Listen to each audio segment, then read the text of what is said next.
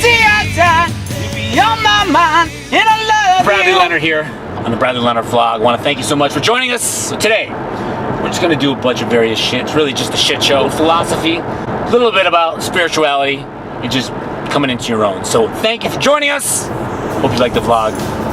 These vlogs are coming out every week, by the way, so I'm going to get this done. Stick around, tell a friend, subscribe. See you around.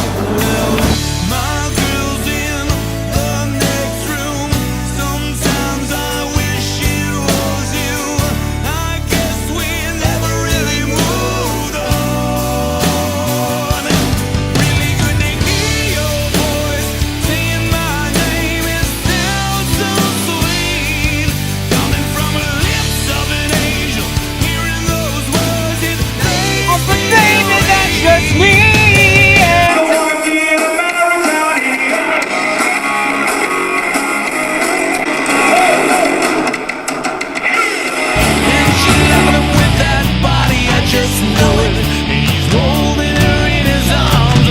He actually built this guitar with a bandsaw. It's like grandmother's picnic bench.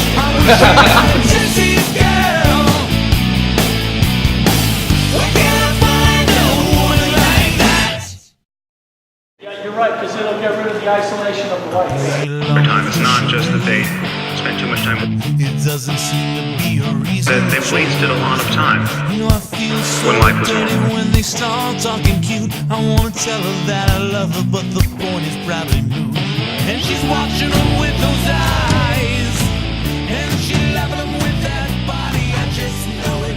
He's holding her in his arms. Hey everybody, Brad Lenart, author of my best-selling book, The Happiness Factors, and founder of Turning Passion into a Paycheck. Coming at you with some self-help 2.0 here in the cold. And today we're going to talk about designing your life so that all the areas of your life work for you rather than some of it working for you and some against you. This is what we call living out of the matrix and getting all the areas of your life working on all 4 cylinders here. So a good example of someone who has this working against them is a person who may go to a job they don't like, but continues going there for the paycheck. As time goes, this person gets good at the job. There is money coming in, so they may acquire like a car payment, a 30-year mortgage, or maybe some alimony checks. This person now is what we call stuck in the matrix. They've begun to climb the wrong ladder of success. So a lot of people will ask me, Brad, how am I supposed to go to a job and pay all the bills while learning new skills for a different job or a business I want to start? I tell them we have to be aware of the 2 greatest resources we have as human beings. That's time and energy. Because time and energy work together. And these 2 resources really are the only 2 resources which can be converted into anything we want to create for ourselves. So if you need more money, money's not the resource. Time and energy is. If you want a good relationship, guess what? It takes time and energy to find it, to figure that out. You know, you shouldn't just go into a relationship without figuring that out. Like, you should actually take some time to research it so you don't mess that up, okay? If you want a good body, if you want to figure out powerlifting or bodybuilding or how to lose weight or be healthy, it takes time. What else? I can hear you? Energy. So when I was learning how to fly helicopters and training for my pilot's license, my instructor, Orv, who was also a drill sergeant in the Air Force, always talked about the kinetic energy a helicopter had as we were flying it through the air. And kinetic energy is that potential energy or that inertia any mass has if it's already set in motion. He'd say we as helicopter pilots are always managing the power built up either in the engine or the rotor blades or the fuselage. And flying a helicopter is a lot more complicated and fun than this, and I'd much rather go into how we use that energy in the rotor blades to shut down the engine and glide down safely to Earth, otherwise known as an auto rotation. But this is not a flight school, so I won't get into that here today. Instead, I want to focus on number 1, eliminating distractions, and number 2, optimizing the time you have so that you have your greatest output in life. Because there's exactly, I think, 168 hours per week to get done whatever we need to get done in life. And everyone has the same exact amount of time. Check that, by the way. But when it comes to have more energy, like diet and exercise definitely helps without a doubt. But also a lot of people don't think about this. It's usually just some limiting beliefs. Like a lot of people have limiting beliefs about how much energy they have during the day. So if you change that, it'll help. I mean, think about it. If right now you were bored and tired and you did a scratch off and you won $7 million, suddenly you no longer be bored and tired. You know, like when you found you won $7 million, all of a sudden you'd be like jumping around for like 4 days and unable to sleep even. So like what happened there? Think about that. Just 5 minutes ago, you were bored and tired. Well, that energy was always there. It's just you had to generate it by becoming excited about something again. And we won't get too much into that here about how to create more energy. But when it comes to 168 hours we all have, if you're going to go to your job only like 40 or 50 of those hours, then where does the rest of the time go? Of course, we have to sleep. So I think that leaves like, what, 72 hours? Check that. To learn any new skill and to move toward your purpose and mission in life. These are the hours I call your hours of potential. Of course, we need some hours, I guess, for leisure to stay sane. But you know, any hours you have that you're not at your job or sleeping should be set up in such a way to keep you learning new skills that will take you in that new direction. Because it really comes down to priorities. And if you really want to change your life, you gotta prioritize your purpose and your mission as number one. You know, use audiobooks from audible.com to, let's say, like play that in your ears. If like you're cleaning your car, your house, you should always be learning in the areas you want to pursue and make that your magnificent. So I'm creating an online program called Living Out of the Matrix. It's an online membership program available in 2019, which steps people through understanding their values and beliefs and how they work together, then using their primary drives in line in such a way, along with beliefs. So everything is like pulled forward rather than having to use like discipline, because discipline really is like a pain in the ass. And this really is like the next level of self-help, because we're not relying on discipline or push. Instead, we go inside your psychology to see what's like really written in your DNA, so to speak. And whatever you pursue there is absolutely in line with your greatest strengths. We also have cutting edge productivity principles there, and I think you're going to really enjoy it. Also, we're coming out with Turn Your Passion to a Paycheck. That's the online internet marketing program. This is a guide for other experts and just any person who wants to take a passion they have in life and turn it into a paycheck through the power of the internet. Because when you're passionate about something, people get behind you because they can feel it. It's called the law of state transference. You serve as an example for them because they can see like that fire in your belly, that glazed over the eyes look, and everybody just like really cheers you on. You know, when people see that light in your eyes, they know you mean business, because if you have something you're really willing to die for, that's when you know you've only just begun to live. So here I am, 6 years old, sitting on my living room couch, watching my father pack his stuff. When I asked my parents why he was leaving, my father said, "Brad, your mother and I don't love each other anymore and we're getting a divorce." Just the night before, I heard them both fighting, and the fight was about me. So naturally, at 6 years old, you know, I remember feeling like unworthy and unloved, and ultimately unworthy of love. You know, at that age, just like I thought the divorce was because of me. And it's funny how something that happened like in childhood can change the direction of a person's life. Because for years, I just like put all my energy into business and self-development and learning skills like building and flying helicopters and singing and speaking and becoming a millionaire. Because on the one hand, that was a good thing, because I learned a formula as to any skill, how to learn any skill faster. But I think subconsciously, I always thought that once I became like some big achiever or a millionaire, if I owned a helicopter or toured the world, then I'd be happy, because then ultimately I'd be good enough to love and people would love me. But when I achieved those things, I really found myself in a really dark place. After losing everything a few times over and then regaining it, I realized with all the research I did and all the books I read and all the seminars I went to, you know, I never really handled what really mattered most in life: relationships. On top of it, you know, every time I had actually let someone into my life, like a friend or whatever, they'd end up like getting jealous of me because I was doing well, or if I happened to be doing better than them in a particular area. You know, some of my closest guy friends would actually even get like weird if I was dating a girl who happened to also be beautiful. They'd get jealous. So it was like just high school, you know, revised all over again. I'd also like hear they were like talking shit about me. So, you know, that hurt. These were my friends and coworkers and, you know, people in the Connecticut music scene. Forget it. That's just play school around here. I gave up because there was really no one I could actually like really relate with. The good news is, once I became an author and a speaker, I began to meet some people who were also into self-development, They were high quality people with their own drives and mission in life, and they were my true friends. But somewhere along the way, a girl also stole my heart. And it was like a spiritual connection. I don't know if you've ever experienced that before, but it was like pretty profound.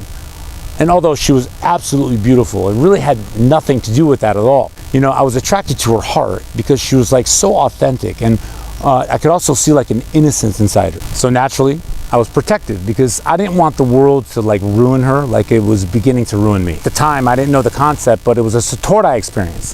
A satori is a Japanese term for instant awakening. Neil Armstrong had the same exact satori when he looked back at Earth, because that vision of Earth, like that blue marble in front of him, was just so beautiful it like took his breath away. And the thing is, although I figured out every other aspect of my life at the time, I didn't have the skills to like attract or court her properly. The good news is I could actually feel the attraction she had for me. And as women often do, she gave like subtle hints and clues about how she needed me to show up as a man. And you see, deep down, she was rooting for me because she liked me as a person, and she was a good person. The problem was, at the time, I only just started learning female psychology, and little by little, I made stupid mistakes. Like stupid mistakes I would never make these days, but sure enough, eventually, I watched the girl of my dreams walk right out of my life. So here I was. I thought I had everything. I took care of my finances, my emotions, my body, my health, my vitality. I toured the world as a lead singer for the USO, met Tony Robbins and was on one of his stages as an example of living health. I was flying my own helicopter and became a millionaire. I thought I had it all. But there I was, sitting at my desk with my face in my hands, miserable and depressed more than ever before in life. Why? Because I failed to research this one area of life. Men today who grew up without father figures have no proper role models, so there really is nothing teaching them how to show up as properly as a man in the relationship. So you know me, in true Brad fashion, I went to work and I read hundreds of books on the subject. I spent thousands of dollars and years on my education, and not only about how to self-actualize as a man, but also how to live the best version of myself and how to keep things escalating and moving properly in a relationship as a man. With a torn spirit, I swore to myself it'd never happen again. You know, less than 3% of the male population truly understand women. There is no relationship class 101, and women intuitively know these things, but most men do not know the unwritten love language, so to speak, that goes on during attraction. So just like heavy squatting was for me at the gym, sometimes our greatest weaknesses can be our greatest strengths, and because so many men in today's society lack this, I've made it my personal mission to also help in the areas of relationships for men and women. Many men are unable to read between the lines and really hear what a woman is trying to say to them. I mean, women do not understand themselves. They're just dying to meet a real man who knows how to lead a relationship to a successful outcome. Without that, to the man's surprise, this scenario ends up in breakup, divorce, or rejection.